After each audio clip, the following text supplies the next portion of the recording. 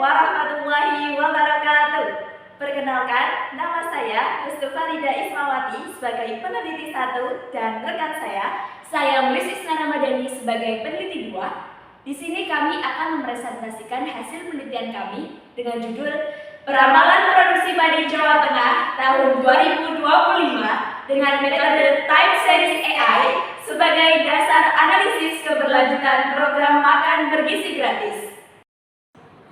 Indonesia termasuk dalam 17 negara yang menghadapi beban ganda masalah gizi, yaitu masalah kekurangan gizi dan kelebihan gizi secara bersamaan. Pada 6 Januari 2025, Presiden Prabowo Subianto resmi meluncurkan program makan bergizi gratis atau MBG.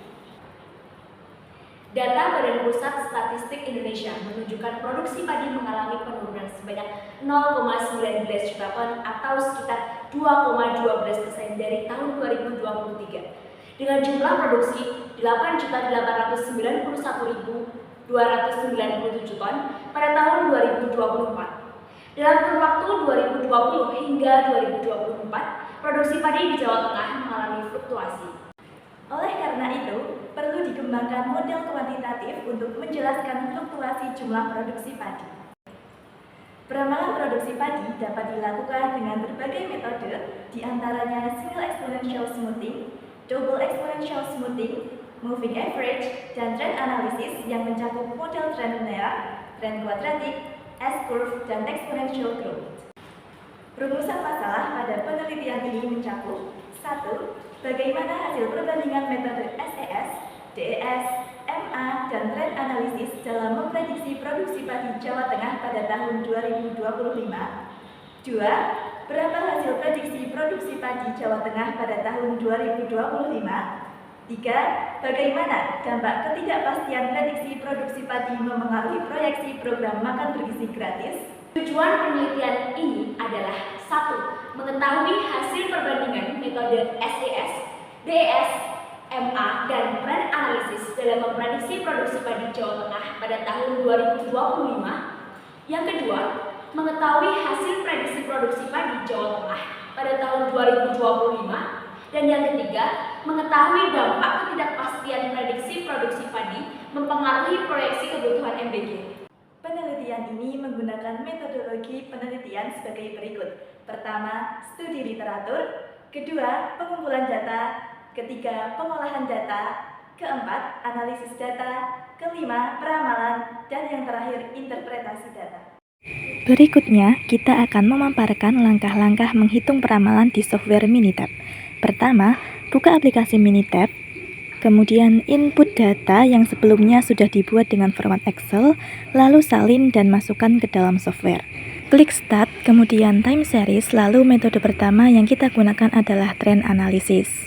Klik pada salah satu variabel, kemudian pilih model tipe linear. Generate Forecast, kita pilih number of forecast-nya adalah 1. Software akan menampilkan grafik yang disertai nilai MAP, MAD, dan MSD, serta nilai forecast-nya. Untuk metode Moving Average, kita isi MA length-nya dengan angka 3 dan number of forecast dengan angka 1.